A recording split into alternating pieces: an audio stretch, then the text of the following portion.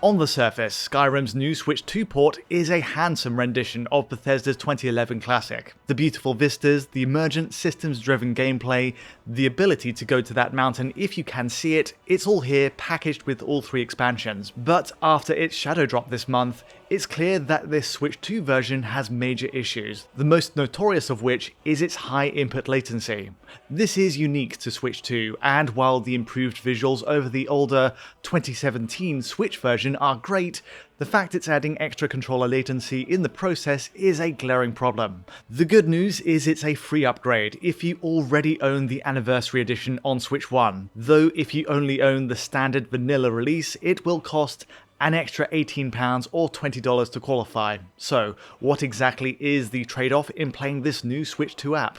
Does Bethesda's promise of enhanced resolution, better loading times, and optimized performance on Switch 2 bear out in comparison with the OG Switch? And how does Switch 2 stack up to PlayStation 5, running at 4K resolution and 60 frames per second? Most crucially, of course, what exactly is the difference between the three platforms in terms of input latency?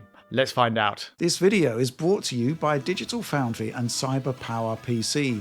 Click on the link below to access Christmas savings on a number of Corsair Infinity gaming PCs, starting with the Infinity C5 pairing a Ryzen 5 8400F with a Radeon 9060 XT and 32 gigs of RAM. The Infinity C6 ups specs to the Ryzen 7 9800X3D, the fastest CPU for gamers, along with the impressive Radeon RX 9070 XT. The Infinity C7 ramps up the specs still further with the monstrous GeForce RTX 5090 and WD Black SSD.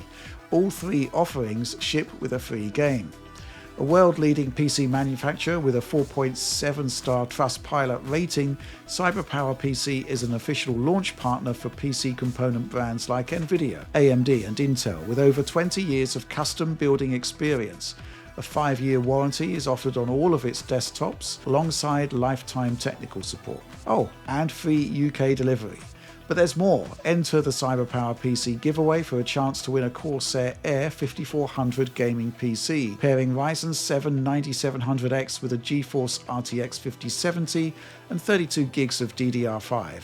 Get your entries in by December the 19th. Check the video description below for more details.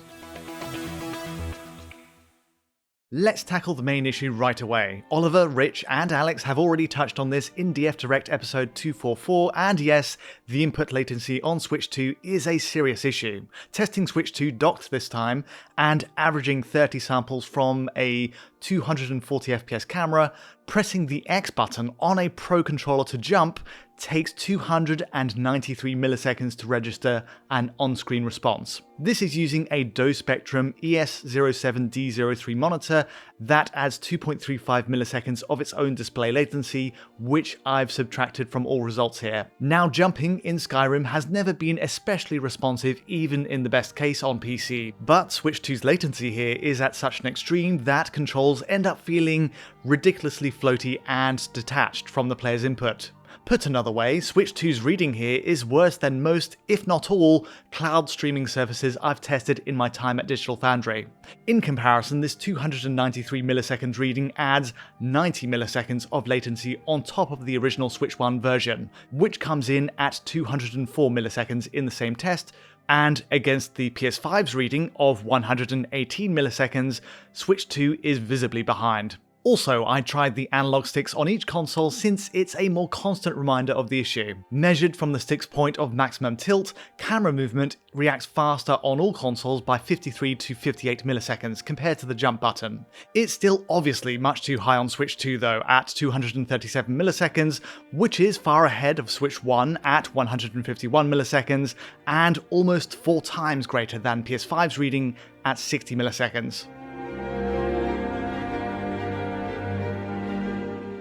For what it's worth, Bethesda has acknowledged the latency issue already. The team is investigating the cause and, for now, suggests disabling gesture attacks to minimize lag. In my experience though, this does nothing to improve latency in any way, and in fact, the results I've just posted are all with the gesture controls disabled, motion controls off, and mouse controls unchecked for good measure. I even tried the new Joy-Con mouse controls on Switch 2 in the vain hope that it might help on some level, but no, it turns out playing with a precise mouse input only makes the latency more obvious. Especially coming from an actual PC mouse experience, the on-screen response is much too delayed. The bottom line is that latency was already poor on the Switch 1 release, and Switch 2 pushes that number beyond what's tolerable.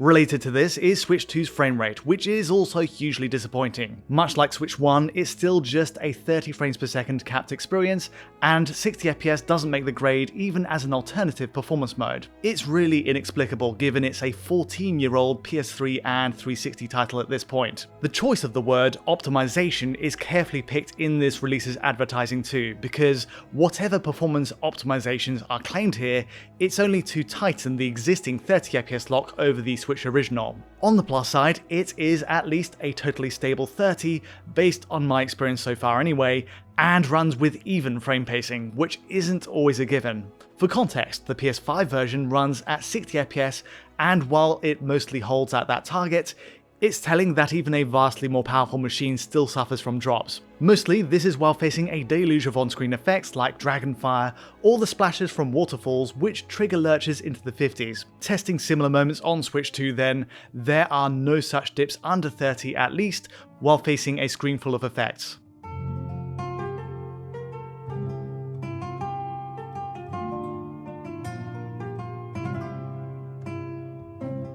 In short, performance on Switch 2 is robust but underwhelming. For better or worse, Bethesda's priority is clearly on its visual upgrades at 30 FPS, which I'm glad to say it does fully deliver on, starting with image quality. While docked, Switch 2 generates a convincing 4K image using Nvidia's DLSS, with 1440p as the base internal resolution. It's an impressive result, especially up against the rather aliasing-prone dynamic 900p image of the original Switch release. Flicker, stair-stepping, and all manner of artifacting are drastically reduced, with DLSS being fed such a high base pixel count to start, so this is right away an immediate win on Switch 2. Also, this is notable for being the first official use of DLSS by Bethesda in Skyrim. Even today, DLSS is only possible on the PC version via unofficial mods, where otherwise the game is limited to FXAA and TAA options. So for Switch 2, this does represent a big change for the creation engine.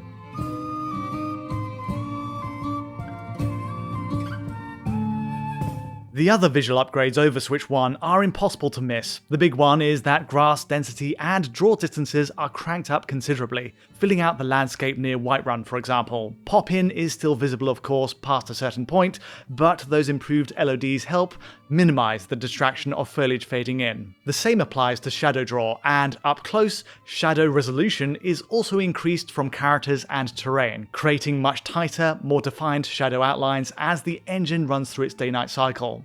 On top of that, you might have noticed, ambient occlusion is also added under foliage, extra shading which again adds a greater sense of depth to the scene ahead. Speaking on textures, it's interesting to note that while some are visibly improved on Switch 2, like this prisoner's garment, a great many environmental assets are identical to Switch 1's. There's seemingly limited room to improve in this aspect across the whole world, so ultimately assets for fabric, earth, stone, wood often end up being rather a match either side in these shots. Rounding out, we get added depth of field, motion blur, and volumetric lighting, notably on that dragon as it flies overhead, plus screen space reflections across water bodies. Switch 1 uses a simpler cube map in this case, where SSR on Switch 2 helps to again better flesh out that reflected detail.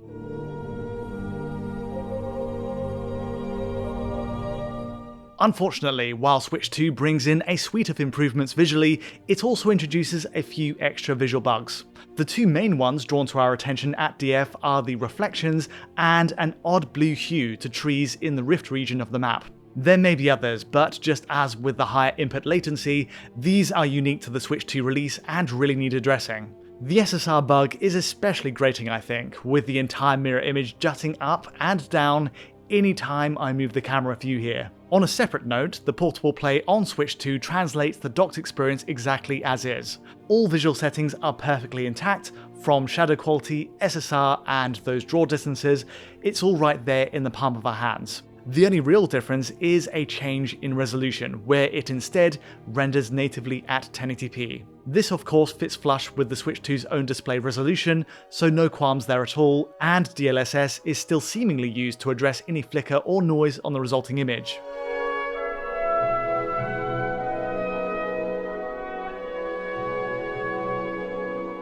Finally, where do Switch 2's visuals land next to a more powerful dedicated home console like PS5? The short answer is we're getting practically identical visuals in every department here. Switch 2 runs with matching grass LODs, shadow quality, textures, everything in side-by-sides with Sony's home console release is a match. It's seriously impressive stuff, and even image quality holds muster here.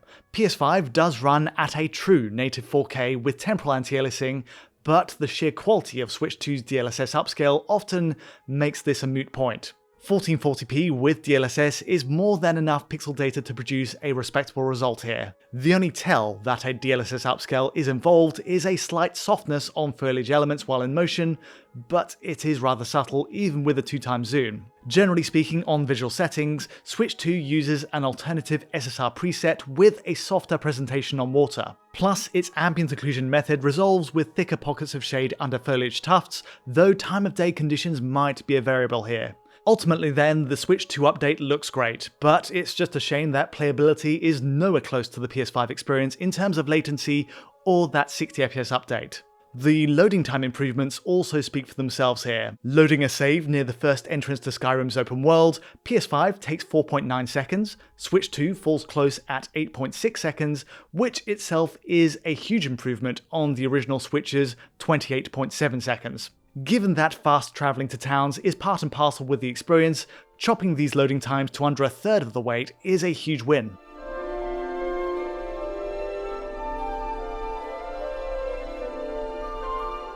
Judged purely on the visual upgrades and quicker loading times, Switch 2 should be a clear, easy recommendation. The buzz surrounding the increased input latency does bear out in testing though, sadly, and while the exact cause isn't clear, the 293 millisecond input delay is a significant block to enjoying the game right now. A patch can't come soon enough from Bethesda to set this right, and the other visual bugs we've noticed around the world. As an aside, it's also frustrating that the game demands a whopping separate 53GB install by default. It's around 28GB on the standard Switch for context, and one factor contributing to this is that Switch 2 comes pre-installed with all language voice packs. These weigh in at around 3GB apiece, which balloons the default install size rather than, preferably, being left as an option as on the original version. Overall, the clear and many benefits on Switch 2 are sadly overshadowed by the drawbacks. The most standout one is the latency issue, which is a glaring oversight, while the lack of 60fps is hugely disappointing given the age of the game. Between those 2 points and the newly added bugs, it's hard to recommend this Switch 2 release as is, and so the wait is on for a patch to save the day here. But that's all from me today. If you did enjoy this video, feel free to like or subscribe, and don't forget to hit that bell for instant notifications as any new video lands. To support us at Digital Foundry, please do check out our Patreon, and to get in touch directly, you know where to find us. But until next time, thanks for watching.